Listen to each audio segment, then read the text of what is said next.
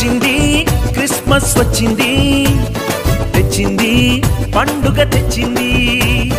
వచ్చింది క్రిస్మస్ వచ్చింది, తెచ్చింది రక్షణ తెచ్చింది. గురువాడ పల్లె పల్లెల్లోన ఆనందమే ఎంతో సంతోషమే. గురువాడ పల్లె పల్లెల్లోన ఆనందమే ఎంతో సంతోషమే. మన చీకటి బ్రతుకులలోన ప్రభు యేసు జనించెను. మన చీకటి బ్రతుకులలోన ప్రభు యేసు జనించెను. రారండో వేడుక చేద్దాం, కలిసి రారండో పండుగ చేద్దాం. రారండో వేడుక చేద్దాం, కలిసి రారండో పండుగ చేద్దాం. ప్రభు అయినటువంటి యేసుక్రీస్తు వారి పరిశుద్ధమైన నామములో తండ్రి అయిన దేవాది దేవునికి నిత్యము స్తుతియు స్తోత్రములు, మహిమయు ఘనతయు ప్రభావములు యుగయుగములు ప్రభునకిచ్చులుగాక. ఆత్మీయులారా, బాగున్నారు కదూ? మరో పర్యాయం మనం ఇలాగున కలిసి దేవుని వాక్యాన్ని ధ్యానం చెట్టుగాను దేవుడు అనుగ్రహించిన ఈ మంచి తరుణాన్ని బట్టి మనం ప్రభుని ఎంతగానో స్తుతించి బతులునై ఉన్నాం. దయగలిగిన ఆయన ఆత్మచేత సమభూమి గల దేశమున ప్రభువు మనలను నడిపించునుగాక. ఆమేన్. నేటి దిన వాక్య ధ్యానమై ఆదికాండము 39వ అధ్యాయము పిల్లరా 19 నుండి 23 వరకున్న వాక్యమును మనము ధ్యానం చేయబోతున్నాం. కాబట్టి అతని యజమానుడు ఇట్లు, నీ దాసుడు నన్ను చేసినని తన భార్య తనతో చెప్పిన మాటలు విన్నప్పుడు కోపముతో మండిపడి అతని పట్టుకుని రాజు ఖైదీలు బంధింపబడు చెరసాలలో వేయించెను. అతడక్కడ చెరసాలలో ఉండెను. ప్రార్థన. తండ్రి దేవ స్తోత్రం. చదవబడిన వాక్యం మీది వినిచిన వారు మీ వారు. ఈ దాసుడిని నన్ను మరుగు చేసి అయ్యా మీ కృపతోను బలముతోను శక్తితోను నింపండి. మీ దివ్యమైన సంగతులను అందరికీ వెల్లడిపరచండి. రాకడ కొరకు రాజ్యం కొరకు సిద్ధం చేయండి. యేసయ్య మహోన్నతమైన నామంలోనికి ప్రార్థించిన మనవులన్నీ పొంది ఉన్నామని నమ్ముచున్నాము మా పరమ తండ్రి. ఆమేన్. ఆత్మీయులారా, ఈ వాక్య భాగంలో యోసేపు చెరసాలలో వేయబడెను అనే విషయాన్ని మనం చూస్తూ ఉన్నాం. చూడండి, చెర అనేటువంటిది ఒక వ్యక్తి దోషం చేసినప్పుడు దానికి పొందబోయే ఫలితంగా ఆ చెర సూచిస్తుంది. లేఖనంలో ఎంతోమంది మన పితరులలో భక్తులు చెరసాలలో వేయబడినట్లుగాను ఆ చెరసాలనే పిల్లరా దేవాలయాలుగా మార్చినట్లుగా గాను మనం చూడవచ్చు. అయితే యోసేపు జీవితంలో కూడా ఒక చెరసాల అనేది ఎదురైంది. నిజానికి దేవుడిచ్చిన దర్శనం, దేవుడిచ్చిన కలలుకు భిన్నంగా ఈ చెరసాల ఉన్నది. అయితే వాస్తవిక సత్యం ఏంటంటే రానున్న దినాలలో జరగబో కార్యాన్ని ఒక నీడవలే చెరసాల సూచిస్తున్నట్లుగా మనం గుర్తించవచ్చు. ఏంటి విషయం అంటే, చెరసాలలో వేయబడినటువంటి యోసేపు అక్కడ యెహోవా దేవుడు యోసేపునకు తోడై ఉన్నట్లుగా గాను, తోడై ఉండడం మాత్రమే కాదు, ఆ చెరసాల యొక్క అధిపతి అతని మీద దయ చూపి అతని యందు కనికరపడి చెరసాలలో ఉన్న ఖైదులందరినీ కూడా యోసేపు చేతికి అప్పగించాడట. ఇలా జరిగిన విషయం ఏంటంటే, వారు అక్కడ ఏమి చేశారో అదంతా యోసేపు చేయించేవాడు. వారు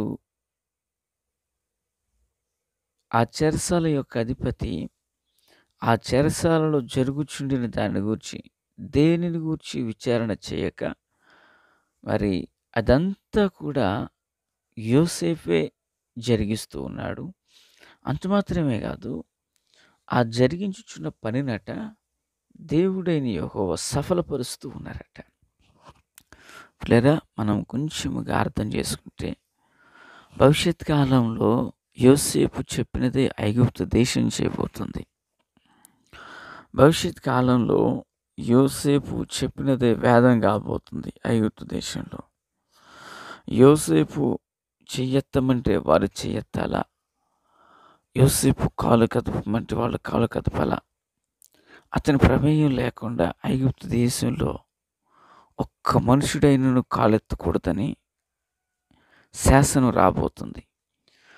దాని కొరకు ముంగుర్తుగా ఇప్పుడు ఐగుప్తు దేశంలో ఉండిన చెరసాలలో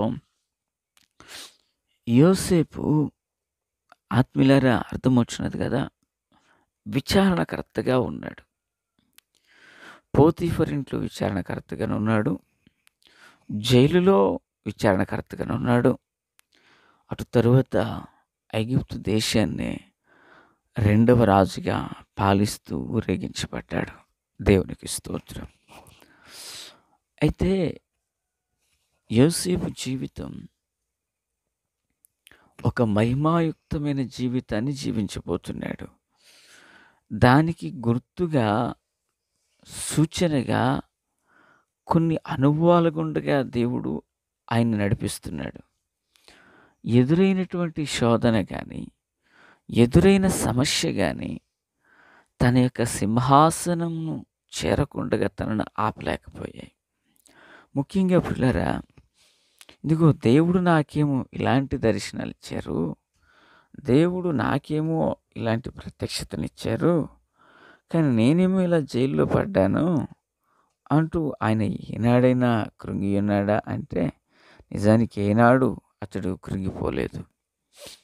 ఈరోజు నేను ఈ స్థితిలో ఉన్నాను, మరొక్క రోజు కూడా నాకు రానయ్యున్నది అన్నట్లు నిరీక్షణతో ఎదురు చూశాడే తప్ప. మరి ఈ మాటలు వినుచున్న ఆత్మీయులారా, నీ జీవితంలో కూడా ప్రభు నీకు ఇచ్చిన దర్శనం, ప్రభు నీకు చేసిన వాగ్దానం, ప్రభు నీతో మాట్లాడిన ఆ వాక్యం సత్యం ప్రియులారా, అది నెరవేర్చబడతాదే తప్ప అది మిగిలిపోదు. ఈ మాటలు వినిచిన ఆత్మీయులారా, అది కార్యం దాల్సిందే తప్ప అది వచ్చిన వల్లనే మిగిలిపోదు. యోసేపును దేవుడు నడిపిస్తున్నాడు. యోసేపును సింహాసనం మీదకు తీసుకురావడానికి ప్రభు సిద్ధపరుస్తున్నాడు. అతడి చెరసాలయే కానీ, అతని యొక్క ప్రియులరా జీవితంలో ఎదురైనటువంటి నిందయే కానీ, ఇంటిలో దాసునిగా పనిచేసిన విధానమే కానీ, విచారణకర్తగా నియమింపబడిన కాలమే కానీ, వీటన్నింటిలోనూ ప్రభువే అతనికి తోడుగా ఉన్నాడు. నన్ను బాగుగా అర్థం చేసుకోవాలి ఈ మాటలు. చెరసాల్లో కూడా ప్రభు తోడుగా ఉన్నట్టు అర్థం ఏంటి అంటే, చెరసాలలోకి వెళ్ళిన తను పవిత్రత కోల్పోలేదు. నింద తన మీద పడిన పవిత్రత కోల్పోలేదు. ఆత్మీయులారా, తను ఏ స్థితిలోనికి వెళ్ళినా ఆ స్థితిలోనే ప్రభువుపై ఆధారపడుచు, ప్రభు సన్నిధిని వెతుకుచు, ప్రభు యొక్క కృపలో నూతన మొగుచు వస్తున్నాడు. దేవునికి స్తోత్రం. ఏ స్థితిలోనున్నా ప్రభు యొక్క సహాయాన్ని ఆస్వాదిస్తున్నాడు, ప్రభు నడిపింపును కోరుకుంటున్నాడు, ప్రభు యొక్క సన్నిధిని ఎదురు చూస్తున్నాడు. కనుకనే తన జీవితంలో ఏ విధమైనటువంటివి సింహాసనం చేరకుండా అడ్డగించలేకపోయాయి. కొన్ని ఆటంకాలు వచ్చాయి, కానీ వాటన్నిటినీ మెట్లుగా మలచుకుంటూ పైకి ఎదిగాడే తప్ప, ఆత్మీయులారా, క్రీస్తునందు నాకు అత్యంత సన్నిహితులారా, వాటిని చూసి ఏనాడు వెనుదిరిగిపోలేదు. దేవునికి స్తోత్రం. కనుక మన జీవితంలో కూడా మనం ఏ స్థితిలో ఉన్నా మన గమ్యాన్ని మరవకూడదు.